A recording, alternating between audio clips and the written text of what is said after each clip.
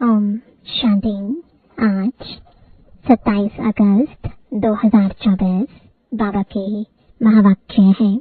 मीठे बच्चे, चैतन्य अवस्था में रहे बाप को याद करना है।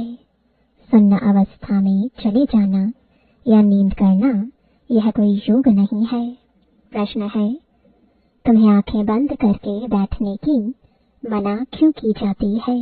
उत्तर है, अगर तुम आंखें बंद करके बैठेंगे तो दुकान का सारा सामान ही चोर चोरी करके ले जाएंगे। माया चोर बुद्धि में कुछ भी धारणा होने नहीं देगी। आंख बंद करके योग में बैठेंगे तो नींद आ जाएगी, पता ही नहीं चलेगा। इसलिए आंखें खोलकर बैठना है। कामकाज करते बुद्धि से बाप को याद करना है। इसमें हठ योग की बात नहीं है। ओम शांति। रूहानी बाप कहते हैं बच्चों को, यह भी बच्चा है ना। देहधारी सब बच्चे हैं। तो रूहानी बाप आत्माओं को कहते हैं आत्मा ही मुख्य है। यह तो अच्छी रीति समझो। यहाँ जब सामने बैठते हो तो ऐसे नहीं शरीर से न्यारा हो गुम हो जाना है। शरीर से न्यारा हो गुम हो जाना यह कोई याद की यात्रा की अवस्था नहीं है। यहाँ तो सुजाग हो बैठना है। चलते फिरते उठते बैठते अपने को आत्मा समझ बाप को याद करना है। बाप ऐसे नहीं कहते यहाँ बैठे बेहोश हो जाओ। ऐसे बहुत बैठे बैठे गुम हो जाते हैं। तुम्हें तो सुजाग होकर बैठना है और फिर पवित्र भी बनना है। पवित्रता बगैर धारणा नहीं होगी।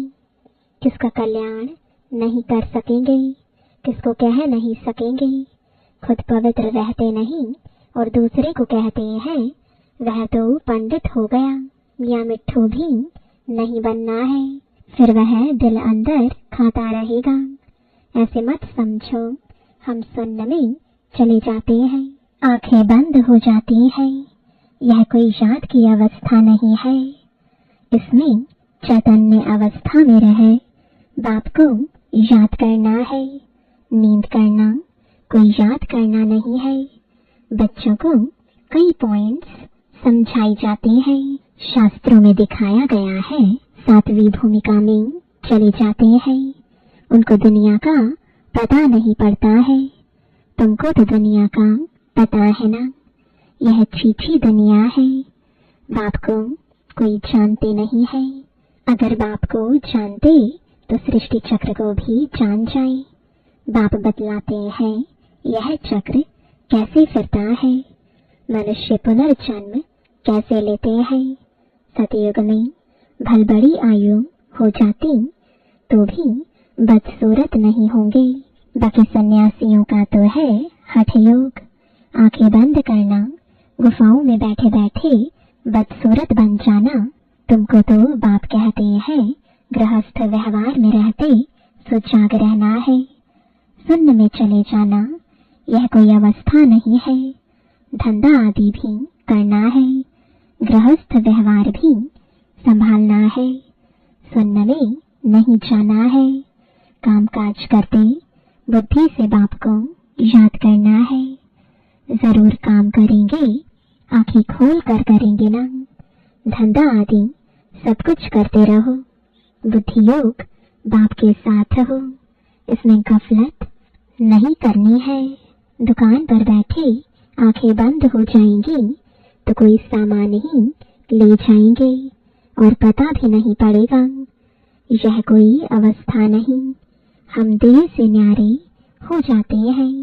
यह सब हठ योगियों की बातें हैं। रिद्धि सिद्धि वाले करते हैं।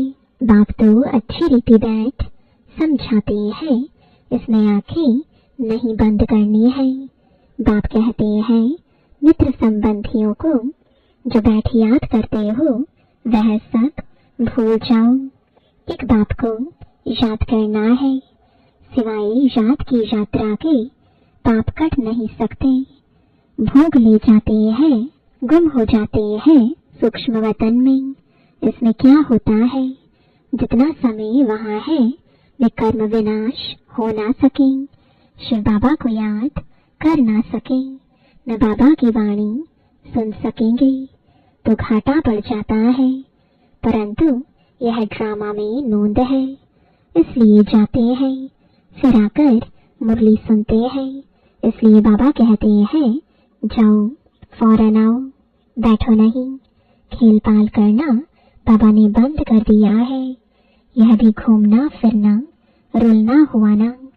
भक्ति मार्ग में रुलना पिटना बहुत होता है, क्योंकि अंधियारा मार्ग है ना। मीरा ध्यान में वैकुंठ में चली जाती थी। वह योग व पढ़ाई थोड़ी ही थी, क्या उसने सदगति को पाया, स्वर्ग जाने लायक बनी।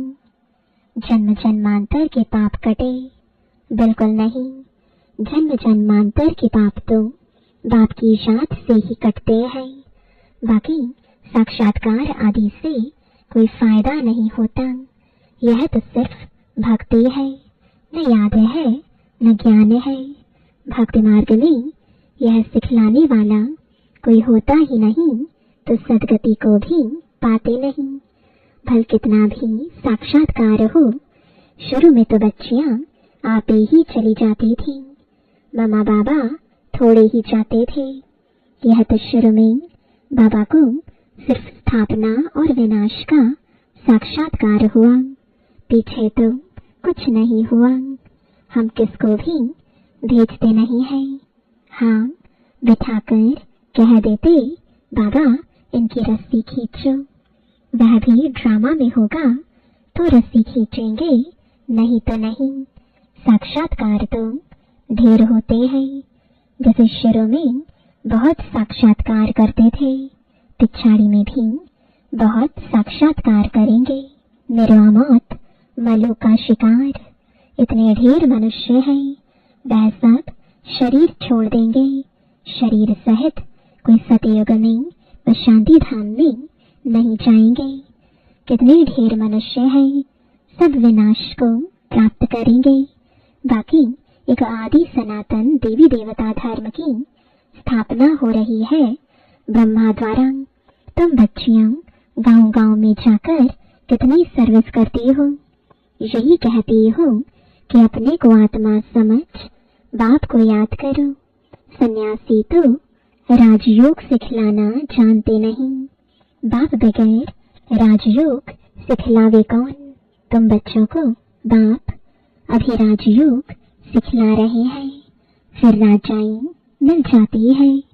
तुम अपार सुखों में रहते हो, वहां तो फिर याद करने की दरकार ही नहीं। रंचक भी दुख नहीं होता है, आयु भी बड़ी, काया भी निरोगी होती है। यहाँ कितने दुख है। ऐसे तो नहीं बाप ने दुख के लिए खेल रचा है। यह तो खेल सुख दुख हार जीत का आदि अनादि है। इन सब बातों को सन्यासी जानते ही नहीं तो समझा कैसे सकते। वह तो भक्ति मार्ग के शास्त्र आदि पढ़ने वाले हैं। तुमको कहा जाता है अपने को आत्मा समझ बाप को याद करो। वह सन्यासी फिर आत्मा समझ ब्रह्म को याद करते हैं। ब्रह्म को परमात्मा समझते हैं, ब्रह्म ज्ञानी है। वास्तव में ब्रह्म है रहने का स्थान। जहाँ तुम आत्माएं रहती हो, वह फिर कहते हम उनमें लीन होंगे। उनका ज्ञान ही सारा उल्टा है।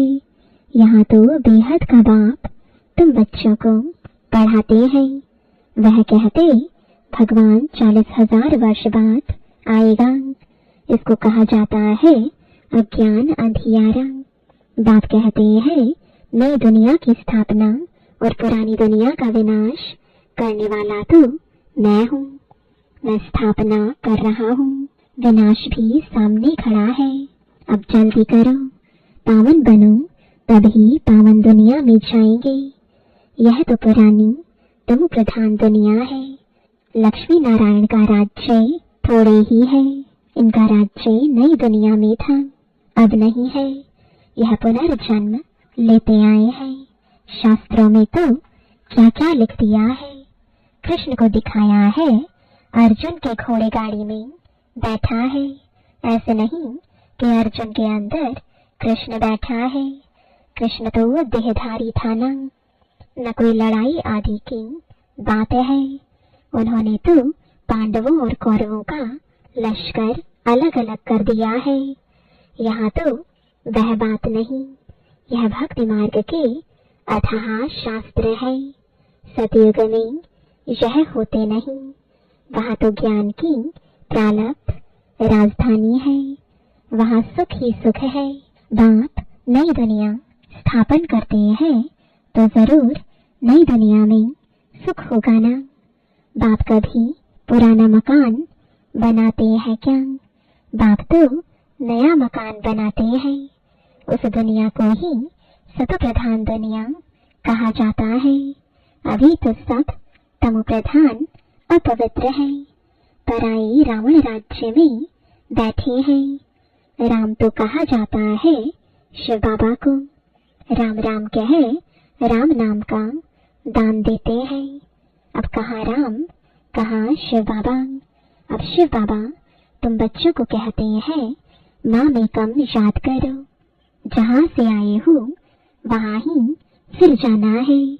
जब तक बाप को याद कर पवित्र नहीं बनेंगे तो वापस भी जा नहीं सकेंगे। तुम्हारे में भी कोई विरले हैं जो अच्छी रीति बाप को याद करते हैं।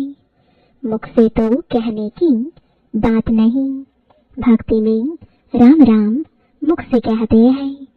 कोई नहीं कहेंगे तो समझेंगे यह नास्तिक है। कितना आवाज करके गाते हैं, जितना झाड़ बड़ा होता है उतनी भक्ति की सामग्री बड़ी होती जाती है। बीज कितना छोटा होता है, तुमको कोई चीज नहीं, कोई आवाज नहीं, सिर्फ कहते हैं अपने को आत्मा समझ मुझे याद करो। मुख से कहना भी नहीं है। लौकिक बाप को भी बच्चे बुद्धि से याद करते हैं। बाबा बाबा बैठकर कहते थोड़े ही है। तुम अभी जानते हो आत्माओं का बाप कौन है। आत्माएं तो सब भाई भाई है। आत्मा को और कोई नाम नहीं, बाकी शरीर का नाम बदलता है। आत्मा तो आत्मा ही है, वह भी परम आत्मा। उनका नाम है शिव। उनको अपना शरीर है नहीं। बाप कहते हैं मुझे भी अगर शरीर होता तो पुनर्जन्म में आना पड़ता, तुमको फिर सदगति कौन देते। भक्ति मार्ग में मुझे याद करते हैं। अनेक चित्र हैं। अभी तुम नरकवासी से स्वर्गवासी बनते हो ना। जन्म तो नर्क में लिया है, मरेंगे स्वर्ग के लिए।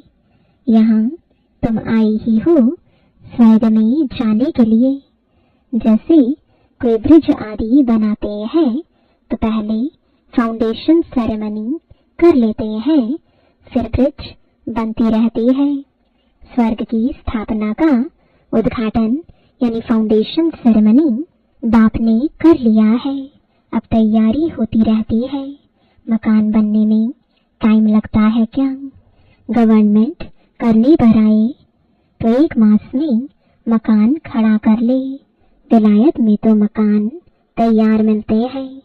स्वर्ग में तो बहुत विशाल बुद्धि सतो प्रधान होते हैं। साइंस की बुद्धि तीखी होती है, झट बनाते जाएंगे। मकानों में जड़त भी लगती जाएगी। आजकल इमिटेशन देखो कितना जल्दी बनाते रहते हैं। वह तो फिर रियल से भी जास्ती चमकता है। और आजकल की मशीनरी से झट बना लेते हैं। वहाँ मकान बनने में देरी नहीं लगती, सफाई आदि होने में टाइम लगता है। ऐसे नहीं कि सोने की द्वारिका समुद्र से निकल आएगी। तो बाप कहते हैं खाओ पियो भल, सिर्फ बाप को याद करो तो विकर्म विनाश हो, और कोई उपाय नहीं। जन्म जन्मांतर यह गंगा स्नान आदि करते आए हो, परंतु कोई भी मुक्ति जीवन मुक्ति को तो पाते ही नहीं। यहाँ तो बाप पावन बनने की युक्ति बताते हैं। बाप कहते हैं, मैं ही पतित पावन हूँ। तुमने बुलाया है, हे पतित पावन बाबा, आओ, आकर के हमको पावन बनाओ। ड्रामा पूरा हुआ तो फिर सब एक्टर्स स्टेज पर होने चाहिए, क्रिएटर भी होना चाहिए। सब खड़े हो जाते हैं ना। यह भी ऐसे है, सभी आत्माएं आ जाएंगी, फिर वापस जाना होगा। अभी तुम तैयार नहीं हुए हो, कर्मातीत अवस्था ही नहीं हुई है, तो विनाश कैसे होगा। बाप आते ही है तुमको नई दुनिया के लिए पढ़ाने। वहाँ काल होता ही नहीं, तुम काल पर जीत पाते हो। कौन जीत पहनाते हैं? कालों का काल। वह कितनों को साथ ले जाते हैं, तुम खुशी से जाते हो। अब बाप आए हैं सबका दुख दूर करने, इसलिए उनकी महिमा गाते हैं। गॉडफादर, लिबरेट करो दुख से, शांति धाम सुख धाम में ले चलो। परंतु यह तो मनुष्यों को पता नहीं कि अभी बाप स्वर्ग की रचना रच रहे हैं। तुम स्वर्ग में जाएंगे, वहाँ झाड़ बहुत छोटा होगा, फिर वृद्धि को पाएगा। अभी और सब धर्म है, वह एक धर्म है नहीं। नाम रूप राजाई आदि बदल जाती है। पहले डबल ताज फिर सिंगल ताज वाले होते हैं। सोमनाथ का मंदिर बनाया है, कितना धन था। सबसे बड़ा मंदिर एक है, जिसको लूट कर ले गए। बाप कहते हैं, तुम पद्मा पदम भाग्यशाली बनते हो। कदम कदम पर बाप को याद करते रहो तो पदम इकट्ठे होंगे। इतनी कमाई बाप को याद करने से होती है, फिर ऐसे बाप को याद करना तुम भूलते क्यों हो। जितना बाप को याद करेंगे, सर्विस करेंगे, उतना ऊंच पद पाएंगे। अच्छे अच्छे बच्चे चलते चलते गिर पड़ते हैं। काला मुंह किया तो की कमाई चट हो जाती है। जबरदस्त लॉटरी गवा देते हैं। अच्छा, मीठे मीठे सिकिलदे बच्चों प्रति माता पिता बाप दादा का याद प्यार और गुड मॉर्निंग। रूहानी बाप की रूहानी बच्चों को नमस्ते। रूहानी बच्चों की रूहानी बाप दादा को गुड मॉर्निंग और नमस्ते। धारणा के लिए मुख्य सार है, पहला, गृहस्थ व्यवहार संभालते हुए बुद्धि योग बाप के साथ रखना है, गफलत नहीं करनी है। पवित्रता की धारणा से अपना और सर्व का कल्याण करना है। दूसरा, याद की यात्रा और पढ़ाई में ही कमाई है। ध्यान दीदार तो घूमना है, इसलिए उससे कोई फायदा नहीं। जितना हो सके सो जाग हो, बाप को याद कर अपने विकर्म विनाश करने हैं। वरदान है, श्रेष्ठ स्मृति द्वारा श्रेष्ठ स्थिति और श्रेष्ठ वायुमंडल बनाने वाले सर्व के सहयोगी भव। योग का अर्थ है श्रेष्ठ स्मृति में रहना। मैं श्रेष्ठ आत्मा, श्रेष्ठ बाप की संतान हूँ। जब ऐसी स्मृति रहती है तो स्थिति श्रेष्ठ हो जाती है। श्रेष्ठ स्थिति से श्रेष्ठ वायुमंडल स्वतः बनता है, जो अनेक आत्माओं को अपनी ओर आकर्षित करता है। जहाँ भी आप आत्माएं योग में रहकर कर्म करती हो, वहाँ का वातावरण वायुमंडल औरों को भी सहयोग देता है। ऐसी सहयोगी आत्माएं बाप को और विश्व को प्रिय हो जाती हैं। स्लोगन है, अचल स्थिति के आसन पर बैठने से ही राज्य का सिंहासन मिलेगा। ओम शांति।